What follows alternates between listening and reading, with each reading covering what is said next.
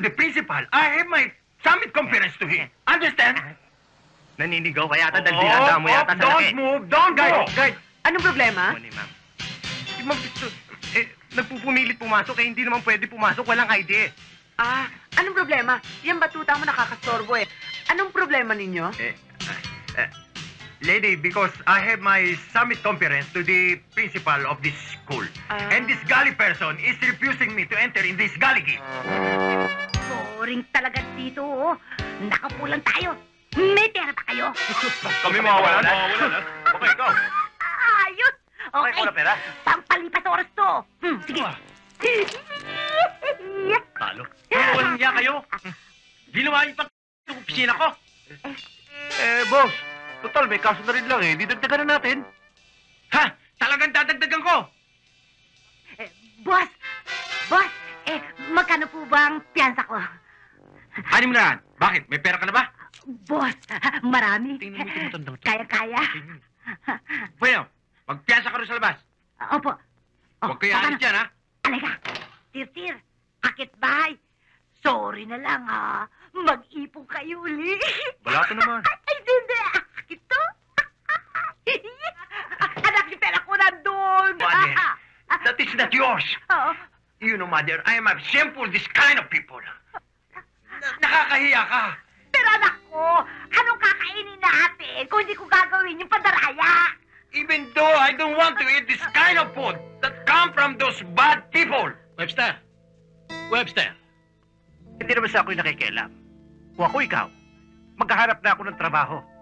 Nasa ganon, hindi na nandadaya ang nanay mo sa nang para meron kayong panggastos. You don't understand it. Every day, I'm seeking and seeking a job, but there's no vacancy. Hindi ba nag-college ka? Hello, Mr. Abunglao. A very pleasant good morning to you, sir. Webster, Shakespeare ko bang bang? Anong masamang hangin na nagpadpad sa'yo dito sa university to? Mr. Abunglao naman.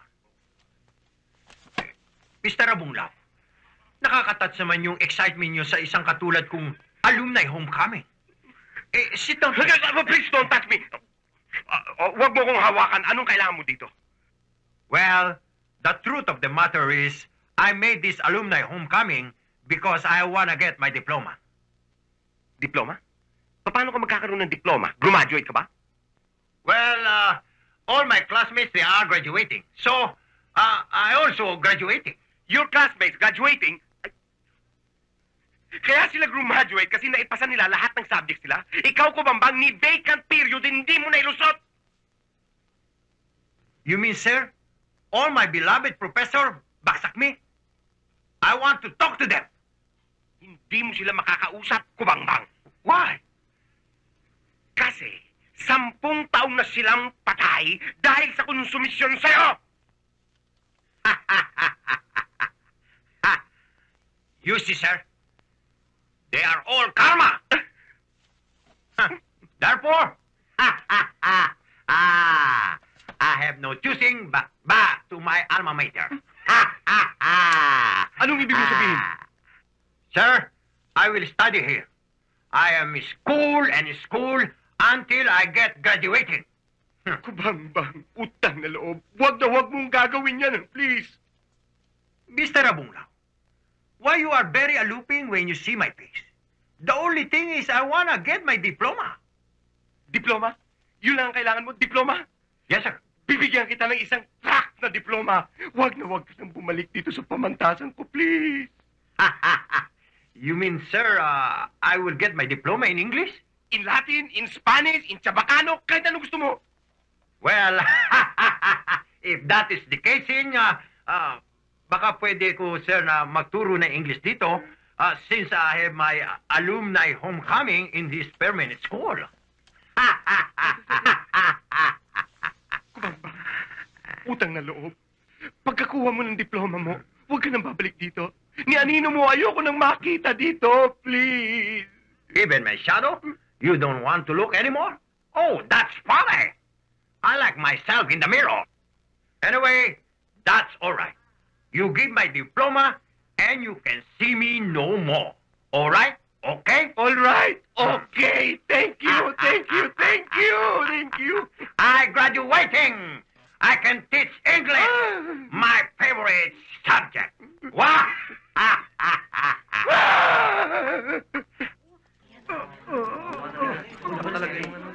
Oh my God!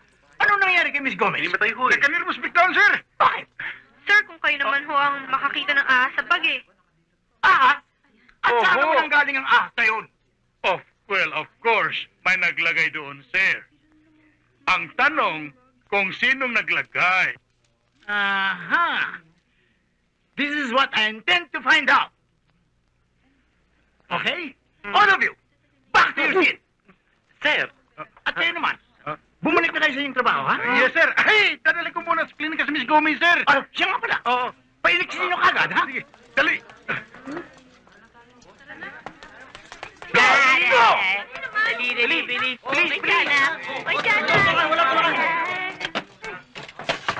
All right? I want a straight answer. Pards, gusto niya ata magrumentado ni Mr. Dakuy-Kuy. Kaya mo siya. Tingnan natin kung hanggang saan siya. Pare, principal natin yan, ha? Eh ano? Kahit na principal pa siya. Sino ang naglagay ng ahas sa bag ni Miss Gomez? Come on. I'm waiting. Ikaw, Miss Geraldine Cruz, Sir? sino ang naglagay ng ahas sa loob ng bag ni Miss Gomez? Sir, di ko alam. Wala kaming alam dyan. Naku, sir, wala kami dyan, ha? Baka may pinagtatakpan ka lamang, kaya ganoon. Sir, sino naman ang pagtatakpan ko? Isang, kapatid kaya? Sir, are you by any chance insinuating that? I'm not insinuating anything, Mr. Tomas Cruz. Sir, correction lang. Tom Cruise. The fact is, isa ka sa mga naglagay ng ahas. Eh sir, pinagbibintangan niyo ho kami. Wala naman kayo katibayan. Oo nga naman, sir. Malaking kalokohan yung ginagawa niyo. Masama yan. Okay. Alright. Walang isa man sa inyo ang lalabas sa kwartong ito hanggat walang nagsasabi ng totoo. It's unfair! Sit down! Walang tatayo! We are going to sit this one out!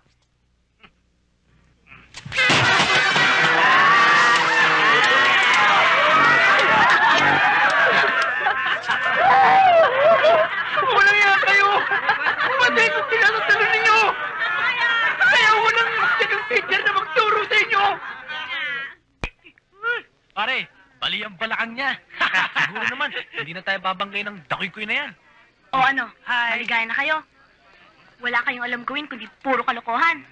Alam mo, Jerry, nanghihinayang talaga ako sa utol mong to eh. Sinasayang ang utak sa kalokohan. Sinasabi ko na nga sa'yo, Tom eh. Ang laki ng crush sa'yo ng dorong to eh. Nyek-nyek mo! Nanghihinay lang ako dahil kung ginagamit niyo pa naman yung mga utak niyo sa kabutihan, dibilib na sa inyong mundo. Well, at any rate, gusto ko magpasalamat sa'yo, Jerry, sa ginawa mong pagtatanggol sa amin kanina. Hoy, for your information, hindi ko ang pinagtanggol ko kundi itong kong kapatid. Wow! Akala ko pa naman, ako ang only reason mo kung ba't hindi ka nag-squeal. Pero hindi bale, ililibre ko kayong lahat sa Polo Club. Ha! I like that! Ha? I like that. Pwe, Polo Club. Umanda na naman pagkabintilador to si Archie. Hoy, hindi ka nila papapasukin doon dahil hindi sila tumatanggap ng mga babae na nakakonsilyo. Gusto mo square na lang tayo eh. Oh, sabi sa'yo pare, hindi babae itong chicks mo eh. Eh, crush mo. Eh, Pards, walang ganyanan. Pabayaan mo na. Crush? Itong hangin na to? Never! Hoy, Doro, dahan-dahan ka sa pananalita mo. Baka mamaya habol-habol ka sa akin. Wala ka na makikita ang ganitong mukha. ano ba? Pupunta ba tayo sa Polo Club o ano? Tara, Jerry. Hoy, teka muna, kayo na lang. Di ba? Baka mamaya kung pang kapal kapalpakan ng gawin nito, pati kami madamay, no? Tara. Tara. Belat. Kapal mga ko. Hindi siya. Stop it, Mother. Kailangan nang madaya itong mga daliring ito. Mother, even though I'm hungry, I cannot accept all the things that come from cheating. You see this? Read this. See, there's a vacant lot for an English teaching. I can teach English. Ikaw, magtuturo ng Ingles? Ay, nako! Thank you, Mother. for your complimentary passes.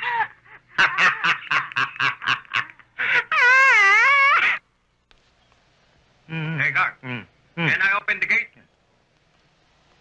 Sino ka?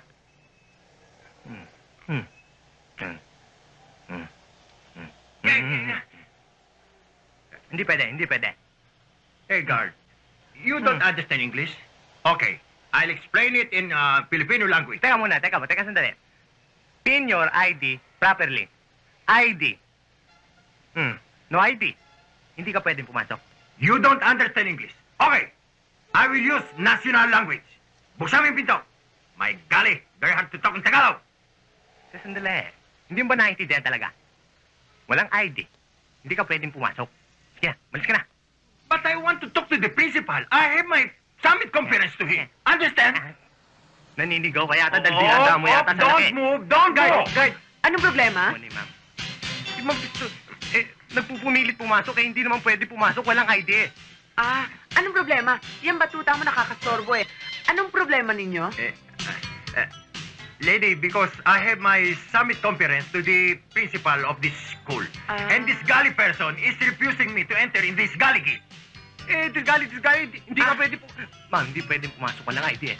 Hindi eh. Meron naman pala siyang appointment kay Mr. Dakoy-Koy eh. Di papasukin na lang, di ba? At saka sasama ko na lang kayo sa office of the principal. At saka yung batuta mo, sinabi ko na nakakastorbo eh. Baba mo na. Batuta ko, ma'am.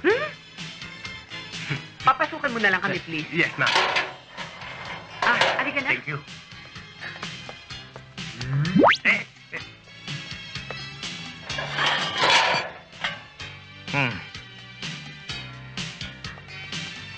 Good morning po. By the way, dyan sa building na yan, dyan yung office of the principal. Thank you. You know, you only kindness to myself. And the name of the lady is... Grace Samson. PE instructors ako dito. Oh, I see. I'm Webster Shakespeare Kubambang, the applicant of the English teacher here.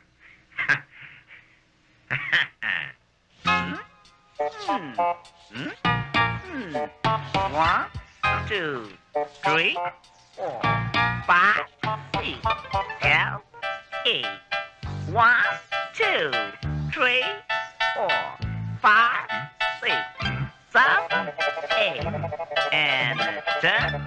1, 2, 3, 4, 5, 6, 7, 8. And turn again. And 1, 2, 3, 4, 5, 6, 7, 8. Supersonic! Yeah! Supersonic! Yeah! Yeah!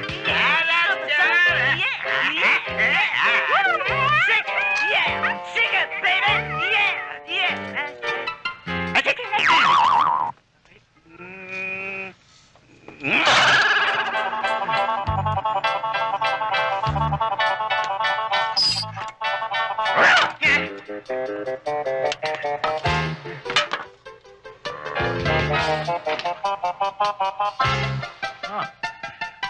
Yes. What can I do for you? Plenty. I can cook for you. I can clean the house.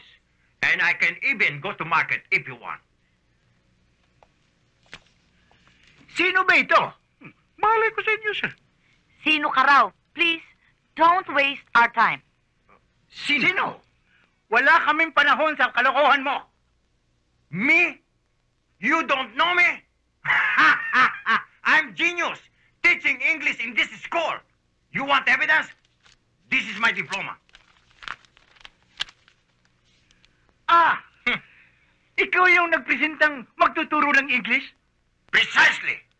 I'm teaching of English. Look that. All right. You're hired. Sir! You meaning to say I'm hiring in this school? But, of course. Bukas na bukas din, magtuturo ka ng English sa Section X. That's wonderful! Wonderful! No, I'm going to preparing my teaching in English. So, goodbye to all. Huh? Goodbye! See you! Yeah!